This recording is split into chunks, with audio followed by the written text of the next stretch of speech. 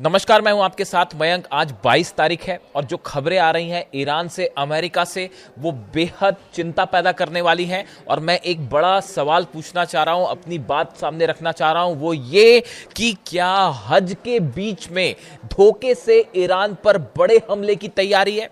देखिए, ये वो सवाल है जो कई घटनाक्रम ऐसे हो रहे हैं जो इस ओर इशारा कर रहे हैं कि देखिए हज शुरू होने वाला है और हज के दौरान, हज के बीच में ईरान पर धोखे से बड़ा स्ट्राइक हो सकती है, बड़ा हमला हो सकता है और इसके लिए ईरान को तैयार रहना होगा।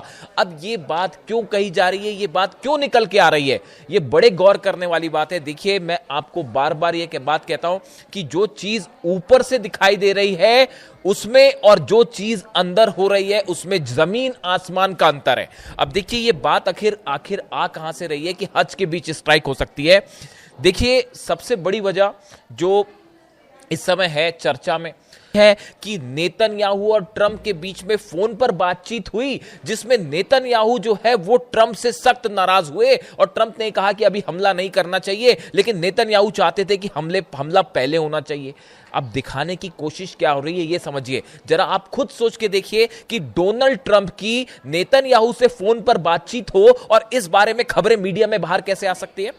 अमेरिका के राष्ट्रपति की इजराइल के प्रधानमंत्री से ईरान को हमले को लेकर खुफिया बात होती है और यह मीडिया में लीक हो जाती है और उसमें यह बता दिया जाता है कि डोनाल्ड ट्रंप ने कहा है कि अभी हमला नहीं करते हैं और नेतन्याहू इस बात को लेकर डोनाल्ड ट्रंप से नाराज भी हो गए।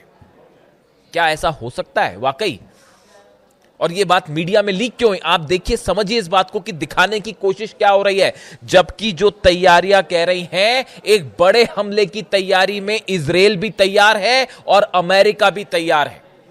कम से कम 20 से 25 जेट्स पिछले 48 घंटे के अंदर बेन गुरियन एयरपोर्ट पर लैंड हो चुके हैं और वो सब के सब रिफ्यूलिंग जेट्स हैं, F-35 फाइटर जेट्स हैं और तरह तरह के हथियारों के साथ वो रेडी है अमेरिका के इजराइल के एयरपोर्ट पर हमला करने के लिए।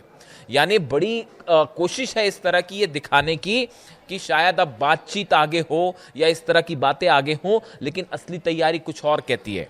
इसके अलावा देखिए, एक बड़ा खबरें ये भी है कि अगले 3 से 4 दिनों में आप नोटिस करिएगा इस बात को, ईरान में अलग अलग जगह से एक बार फिर हिंसा की खबरें आ सकती हैं, प्रदर्शन की खबरें आ सकती हैं। उसकी वजह है CIA ने और मोसाद ने एक बार फिर ईरान में प्रदर्शन करने, हिंसा करने की तैयारी नहीं बल्कि शुरू कर दिया उसे।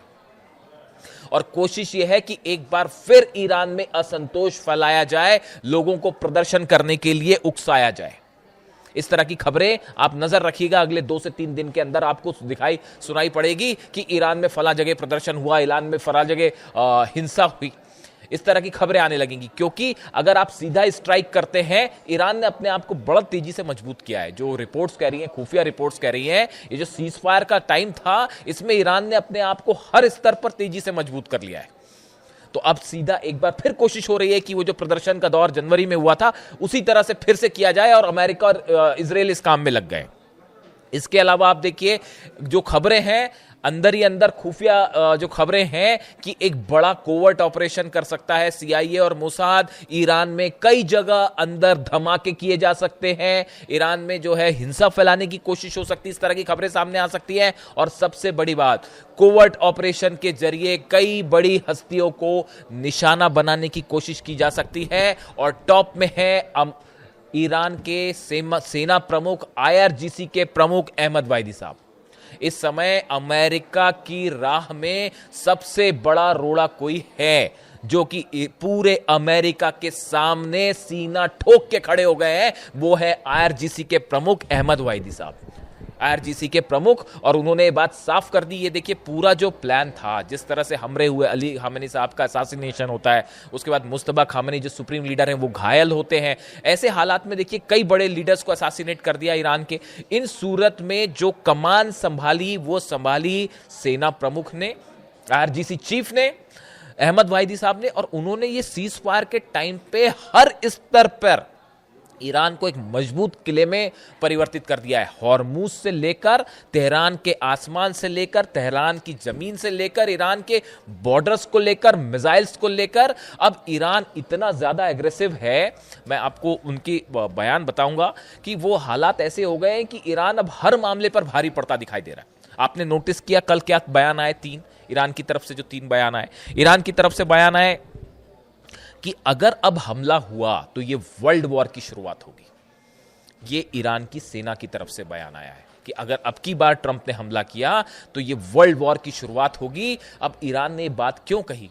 कहीं ना कहीं पुतिन से और चीन से कोई ना कोई इंडिकेशन तो दिया गया, कुछ बात तो हुई होगी ईरान की। उसके बाद क्या इस तरह के बयान दिए जा रहे हैं? आप देखिए उस तरफ से रूस किस तरह से भिड़ा हुआ है नाटो के साथ, और वो इंग्लैंड का जो ब्रिटेन का जो खुफिया प्लेन था वो आ गया था सामने रूस के फाइटर जेट के। वो देखिएगा अलग से, वो पूरी जबरदस्त कहानी है वो कि किस तरह से ब्रिटेन के फाइटर जेट को रूसी फाइटर जेट ने वापस भगा दिया और पीछे खदेड़ दिया। और फ्रांस की जो न्यूक्लियर तैयारी चल रही है डिफेंस की, वो और रूस जो है आमने सामने है। पुतिन ने न्यूक्लियर एक्सरसाइज शुरू कर दी है कि अगर न्यूक्लियर हमला होता है तो क्या किया जाए। उसके लिए मिसाइल्स जो है वो तैयार कर ली गई हैं, कैसे अपलोड होगा, हर चीज की तैयारी है। तो वो नेटो के साथ अपना तनाव चरम पर है, और ऐसे समय में ईरान ये कह रहा है कि अगर हमला किया तो वर्ल्ड वॉर होगा। समझिए इशारों को। दूसरी तरफ जो है बात ईरान की तरफ से कही गई, कल बड़ा बयान आया। लगातार ये बात ईरान के विदेश मंत्री जो हैं वो लगातार ये इशारा कर रहे हैं कि अब्बास अराक्ची साहब की अब की बार हमला हुआ, जो ईरान की सेना ने कल कहा कि अगर अब की बार हमला होता है तो हम वो हथियार निकालेंगे जो अब तक हमने ना किसी तरह के परीक्षण में सामने दिखाए हैं, ना किसी तरह के हमले में हमने यूज किए। यानी हम वो हमला करने के लिए तैयार हैं, उन हथियारों से हमला करने के लिए तैयार हैं जिसने दुनिया ने कभी हमारे पास देखे ही नहीं है। सीधा सीधा मतलब था कि ये जो आप सोचते हैं कि 2 से 4 हजार किलोमीटर की रेंज में ही ईरान हमला कर सकता है, अब की बार इस रेंज के बाहर हमला होगा। इसके बाद अब यूरोप पर हमला हो सकता है, इसके बाद अमेरिका के उन बेसिस पर हमला हो सकता है जो आज तक किसी ने नहीं सोचा था नहीं हुआ होगा। ईरान ने अपनी रेंज बड़ी करके युद्ध को पेश करने की कोशिश की है कि अगली बार आप हमला करेंगे तो नतीजा देखिएगा क्या होगा। इसके अलावा बड़ी जो एक और डेवलपमेंट है, हॉर्मूज में जो है वो ईरान ने एक बार फिर यूएई के एक टैंकर को ड्रोन से तबाह कर दिया।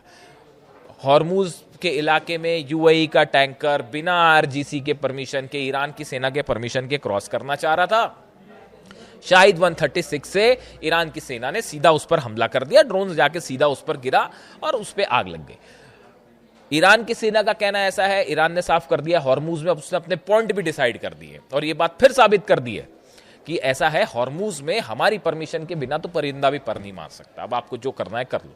और वो यूएई का जहाज बिना परमिशन के अंडर आया तो उसको सीधा जो है ठोक दिया ईरान ने, और क्लेम भी कर लिया कि, और बयान भी दे दिया। ये वैसा मामला नहीं है कि जो है वो न्यूक्लियर सेंटर पर जब हमला हुआ तो उस समय ईरान ने नहीं किया, ईरान ने कोई क्लेम नहीं किया, ईरान ने वो हमला किया ही नहीं था। यूएई के अबू धाबी का जो परमाणु सेंटर है बरका, जिस पर ड्रोन गिरा था जनरेटर पर, वो हमला ईरान की तरफ से नहीं था। ये बात अब साबित हो गई।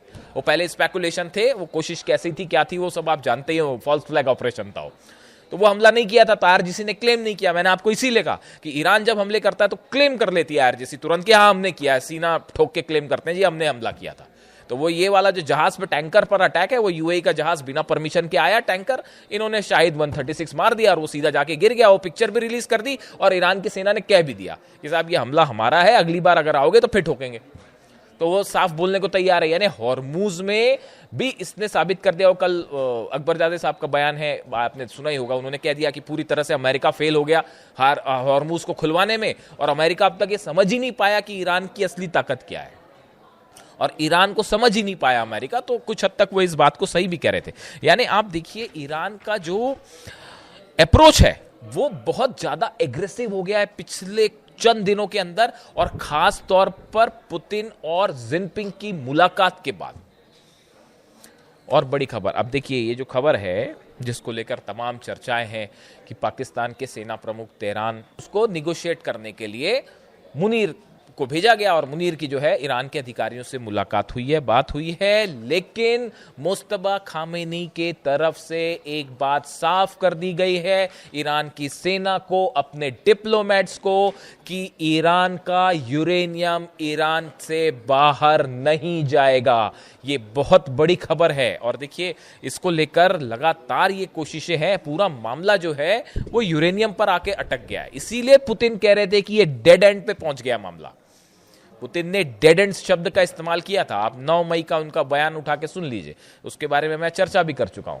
पुतिन इस बात को जानते हैं कि वो जो है ईरान को, जो शख्स ईरान को समझता है अच्छी तरह से, देखिए हर देश का अपना एक नेचर होता है काम करने का, अपना एक तरीका होता है, उसका एक कल्चर होता है, वहाँ के लोगों की एक सोच होती है, उसको समझना बहुत ज़रूरी है जब आप डील करते हैं किसी के साथ। अमेरिका की डील क्यों नहीं हो पा रही ईरान के साथ? देखिए अली खामेनी साहब ने 30 साल तक वहां पर शासन किया, करीब करीब।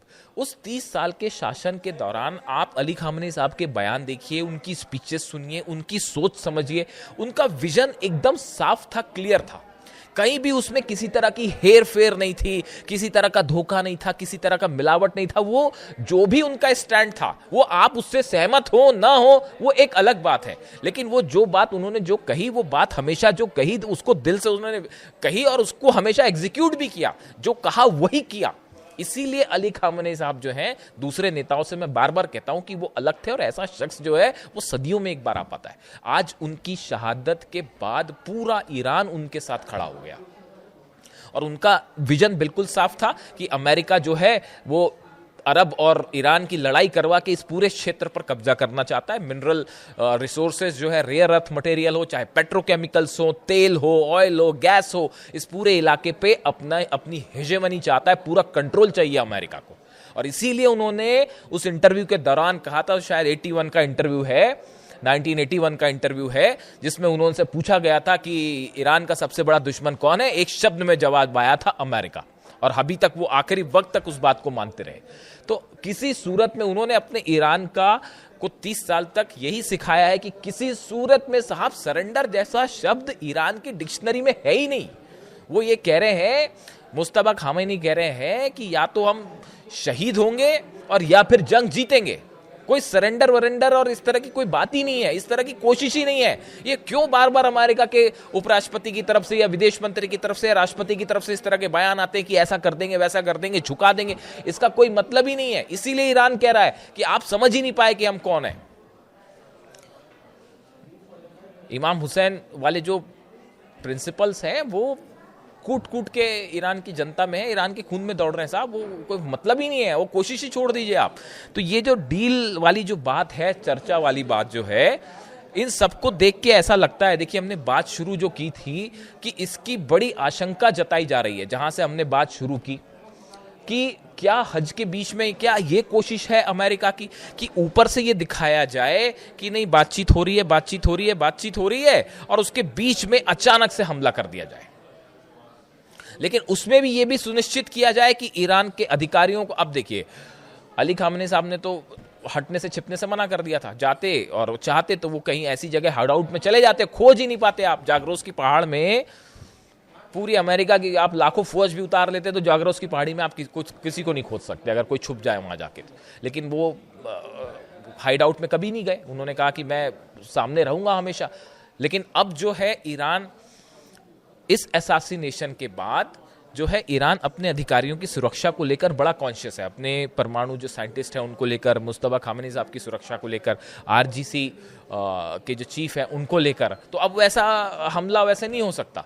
तो जब तक ये बड़े अधिकारी सुरक्षित हैं तब तक आप क्या कर लेंगे? कुछ नहीं करेंगे। अब तो ईरान संभल भी चुका है, कई सारे टेस्ट भी हो चुके हैं और बड़ी मिसाइल्स का दावा कर रहा है। तो ऐसे में ये कई एक्सपर्ट्स का मानना है कि ये दिखाने की कोशिश कि ट्रंप अब बातचीत करना चाह रहे हैं, वो हमला नहीं करेंगे, नेतन्याहू से उनकी लड़ाई भी हो गई है, इस तरह की खबरें आप मीडिया में रखिए, प्रचार करिए और उसके बाद धोखे से एक दिन बड़ी स्ट्राइक कीजिए जिस दिन आपको कुछ लोकेशन समझ में आ जाए। ये एक बड़ी कोशिश है, बड़ी तैयारी है। इसीलिए डील के रूप में एक बार फिर धोखा हो सकता है और बड़ा धोखा हो सकता है। और दूसरी तरफ वो क्यूबा पर हमले की तैयारी अलग चल रही है, क्योंकि मिड टर्म पोल है तो किसी तरह जो है वो अपनी साख बचानी है। तो अब ईरान को नहीं हरा पाए ईरान जीत रहा है तो अब एक काम करते हैं कि क्यूबा पर हमला कर देते हैं, तो थोड़ी नाक तो बचेगी, बस ये कोशिश है और कुछ नहीं, जो एक्सपर्ट्स बता रहे हैं। तो ऐसी स्थिति में जो खबरें हैं उसके मुताबिक हज के दौरान, देखिए पिछली बार कई रमज़ान के बीच में हमला हुआ था पिछली बार, ध्यान रखिएगा इस बात को, तो हज के बीच में भी हमला हो सकता है। और ये दिखाने की कोशिश कि बातचीत हो रही है, डील हो रही है, और एक दिन आपको पता चले कि एक बड़ी स्ट्राइक हुई है। इसीलिए एक बार फिर डील के रूप में धोखा आ सकता है। और भले देखिए जनरल मुनीर जो प्रस्ताव लेके गए हैं उस पर जो है किस तरह से आगे डेवलपमेंट होंगे, अरब देश उस पर क्या बोलेंगे, बहुत सारी चीजें जो बहुत वेग हैं, लेकिन जो बात क्लियर है वो ये है कि अमेरिका और ईरान के बीच में कोई डील इसलिए नहीं हो सकती कि किसी तरह का कोई विश्वास है ही नहीं। यही बात अली खामेनी साहब हमेशा कहते थे, जब भी डील चर्चा होती है तो मैं अली खामेनी साहब का जिक्र इसीलिए करता हूं क्योंकि वो हमेशा ये बात कहते थे कि अमेरिका की नीयत ही साफ नहीं है डील करने की, तो डील कैसे होगी। तो ईरान सावधान, बड़े सारे एक्सपर्ट से बात कह रहे हैं कि ये बातचीत की बात होगी, और इस बीच हज के दौरान बड़ा हमला हो सकता है, और जिसकी जबरदस्त पलटवार की तैयारी है ईरान की, जो पहले कभी नहीं देखी गई। वीडियो कैसा लगा कमेंट करके जरूर बताइए, अपनी राय रखिए, मैं आपके सारे कमेंट्स पढ़ता हूं। Thank you so much.